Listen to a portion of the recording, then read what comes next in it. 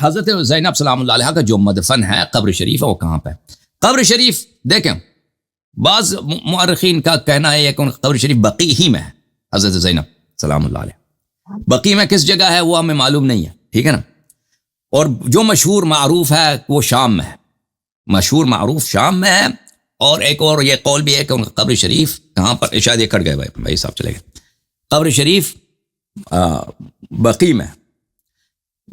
اچھا یہ وہاں پہ کیسے ان کا انتقال ہوا تھا, وہاں پہ کیسے گئے تھے؟ تو یہ ہشام ابن عبد الملک کے زمانے میں, یہ یزید کے بعد ہشام ابن عبد الملک کے زمانے میں ان کے شوہر کا وہاں پہ کاروبار تھا, باغ تھا شاید, ٹھیک ہے نا. اور بعض روایات احادیث میں یہ ملتا ہے, اخبار میں یہ ملتا ہے کہ اس زمانے میں مدینے میں کوئی قحطی بھی آئی, تو ان کے شوہر عبداللہ بن جعفر وہاں پر ان کا کوئی باغ تھا شام کے علاقے میں, تو وہاں پہ وہ اپنے مدینے میں قحطی بھی ہے اس لیے وہ گئے تھے وہاں پر, تو ان کا انتقال وہاں پہ ہو گیا تھا. حضرت زینب سلام اللہ علیہ وہاں پہ ان کو دفن کیا گیا تھا.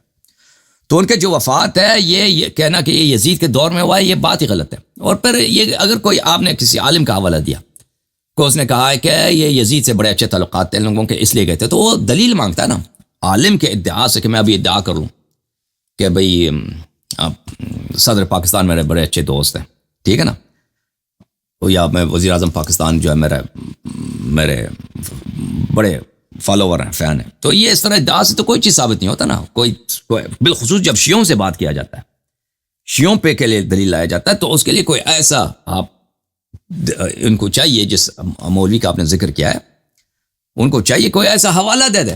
پاکستان میں تو آپ کو پتہ ہے کہ ممبروں سے بہت کچھ کہا جاتا ہے, ممبروں سے بلا دلیل سب کچھ بولا جاتا ہے, سب کچھ کہا جاتا ہے, اور سب لوگ سنتے بھی ہیں, واہ واہ بھی کرتے ہیں, داد بھی دیتے ہیں. فریقین کا بھی یہی طریقہ کار ہے, شیعوں کا بھی اور مخالفین کا. جہاں تک یزید ملعون کا تعلق ہے تو اس کا کافر ہونا شیعوں کے نزدیک بالکل ثابت ہے. وہ تو اہل بیت علیہ السلام کا ان کا پہ لعنت, اور اس نے جو ظلم کیا اہل بیت علیہ السلام کے ساتھ, اس پہ تو یعنی وہ اس پہ کوئی نزاع ہے ہی نہیں, کوئی اختلافی مسئلہ ہے ہی نہیں ہمارے نزدیک. اچھا سائے کے متعلق آپ نے پوچھا نا, سائے کے وقت سائے کے وقت دوڑنا, سائے کے وقت شیعہ مذہب میں یہ ہرولہ ظاہراً مستحب ہے. اب کیونکہ میں بہت عرصے ہوا حج عمرہ نہیں گیا, تو جو مجھے یاد رہتا ہے وہ ہرولہ بولتے ہیں, تیز دوڑنے کو نہیں بولتے اور چلنے کو بھی نہیں بولتے. جو شخص کر سکتا ہے یعنی اس میں طاقت ہے, کیونکہ بہت سارے لوگ تو تھک جاتے ہیں نا.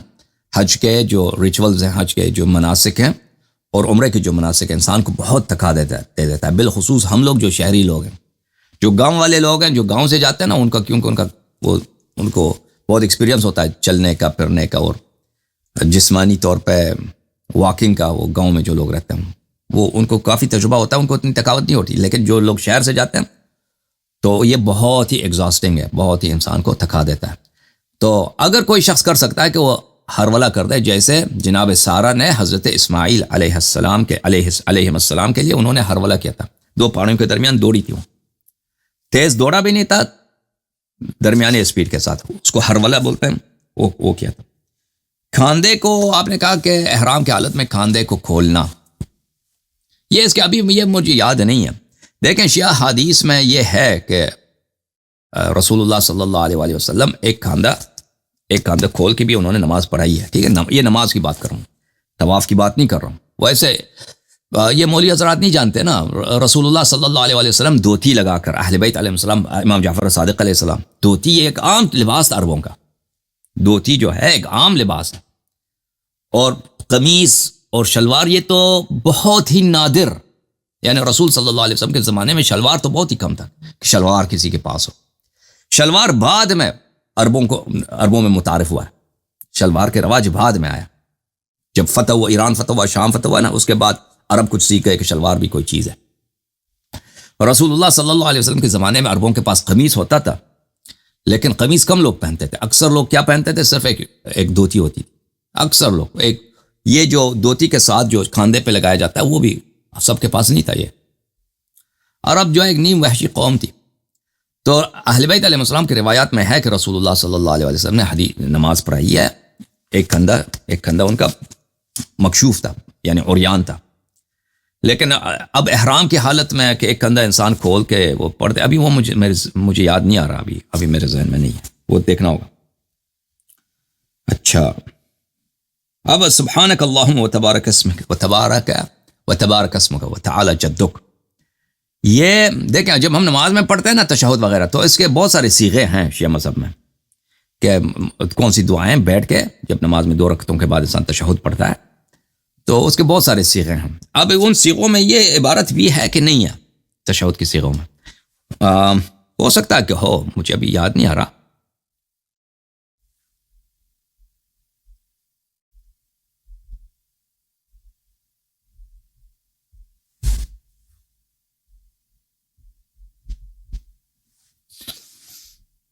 نہیں اس میں بھی دیکھ رہا ہوں، نہیں ہے ان صیغوں میں یہ نہیں.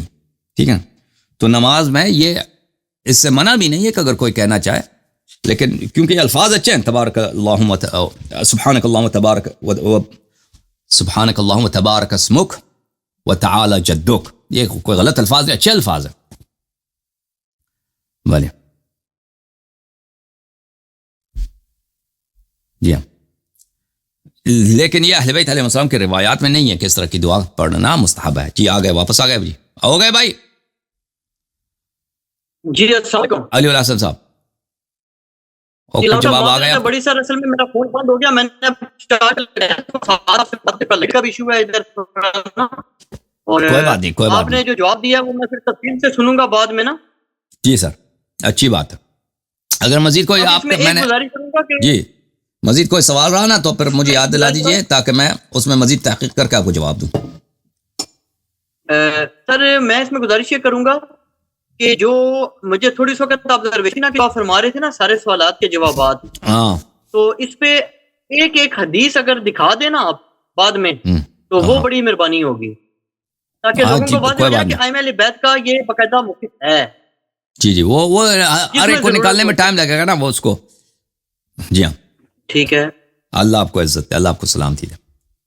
اور بی بی زینب سلام اللہ علیہ کا آپ نے جو فرمایا وہ جواب دے دیا آپ نے؟ جی میں جواب دے دی اس کا. جی میں نے جواب دے دیا ان کا. اللہ آپ کو عزت دے. ٹھیک ہے، وہ میں دیکھ لوں گا انشاءاللہ. جزاک اللہ سر. اللہ آپ کو سلامتی دے میرے بھائی، بہت مہربانی. تو آپ کو آپ کچھ کہہ رہے ہیں؟ جی دکھا دیجیے گا. کیا فرما رہے ہیں؟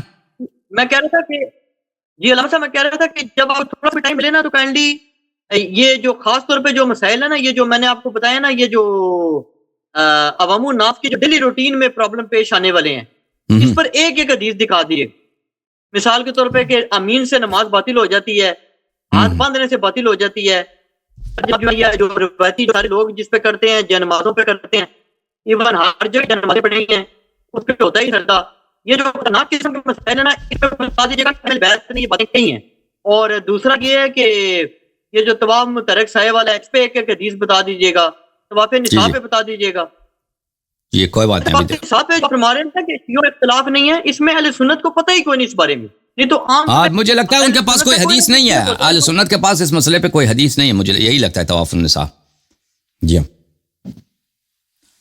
نہیں، حج میں تو ہے نا، حج میں تو ودا کرتے ہیں نا، لیکن عمرے میں نہیں کرتے. وہ کہتے ہیں اس کا اچھا حج میں طواف النساء کرتے ہیں؟ طواف ودا اس کو بولتے ہیں. وہ طواف ودا اور ہے بھائی، طواف ودا اور طواف النساء اور ہے. جی ہاں جی ہاں، طواف النساء اور ہے، طواف الوداع اور ہے. جی ہاں اچھا ہاں، اچھی بات ہے. اب میں انشاءاللہ کسی پروگرام میں ان کو احادیث نکال کے آپ کو دکھا دوں گا. ٹھیک ہے نا میرے بھائی، اللہ آپ کو عزت دے، اللہ آپ کو سلامتی، بہت مہربانی. جی کیا انشاءاللہ اگر اللہ نے چاہا تو. ابھی اس میں سے میں مثلا آپ نے جو وہ کیا بولتے ہیں،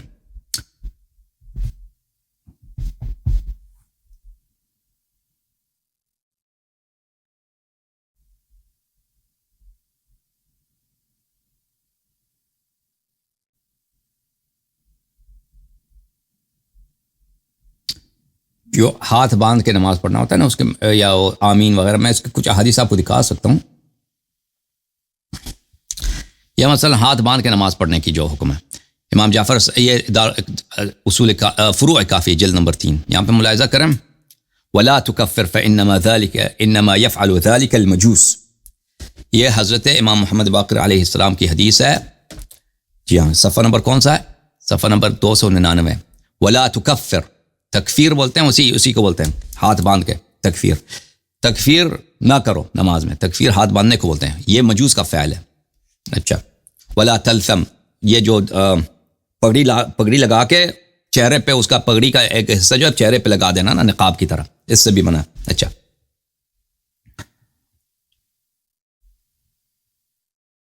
پھر حضرت امام محمد باقر علیہ السلام کی حدیث یہ ہے تکفیر کے متعلق. بھلے یہ حدیث نمبر 6 ہے، صفحہ نمبر کون سا ہے؟ صفحہ نمبر 336 ہے. یہ ہے ولا تکفر فانما يصنع ذلك المجوس، تکفیر کرنے سے منع، ہاتھ باندھنے سے منع. اچھا جہاں تک اس کا تعلق ہے الحمدللہ آمین کہنے کا، سورہ حمد کے آخر میں آپ کو وسائل الشیعہ دکھا دوں، وسائل الشیعہ جلد نمبر 6 میں.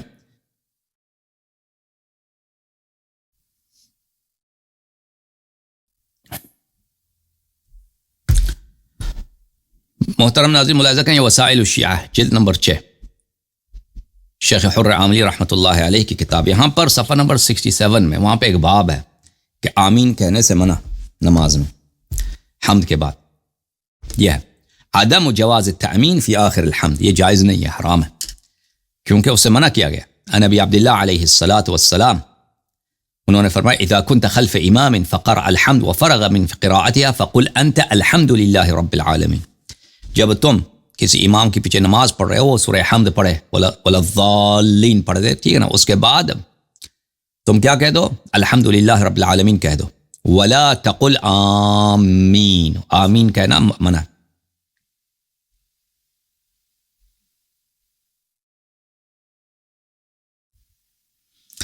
اچھا منع ہے کہ یہ نہ کرو.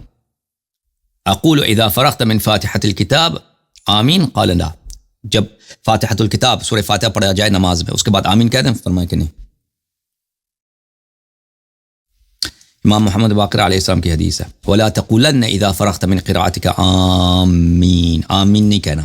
فإن شئت قلت الحمد للہ رب العالمین، اگر کہنا چاہو الحمد للہ رب العالمین کہہ سکتے ہو، چاہے جماعت میں چاہے فرادہ میں، آمین نہیں کہہ سکتے.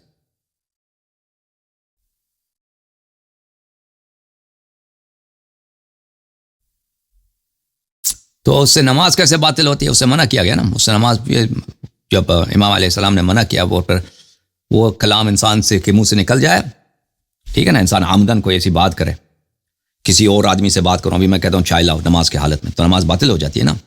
اسی طرح میں ایسی الفاظ کہتا ہوں جو نماز کا جز نہیں ہے، اس سے منع ہے، ٹھیک ہے نا، اس سے منع ہے. تو اگرچہ کوئی حدیث میں نے نہیں دیکھی کہ اس سے نماز باطل ہوتی ہے، لیکن اس وجہ سے کہ یہ اللہ کے ساتھ کلام نہیں ہے اور اس کلام سے منع کیا گیا، ٹھیک ہے نا، ایک حرام آپ بجا لا رہے ہیں. حرام ہونے میں تو شک نہیں ہے کہ حرام ہے. نماز کس لیے باطل ہوتی ہے؟ تو بہرحال باطل ہو نہ ہو یہ حرام ہے کہنا. باطل اگر ہوتا ہو تو اسی وجہ سے کہ آپ نماز کے دوران گفتگو نہیں کر سکتے، ٹھیک ہے نا. اچھا اگلا سوال.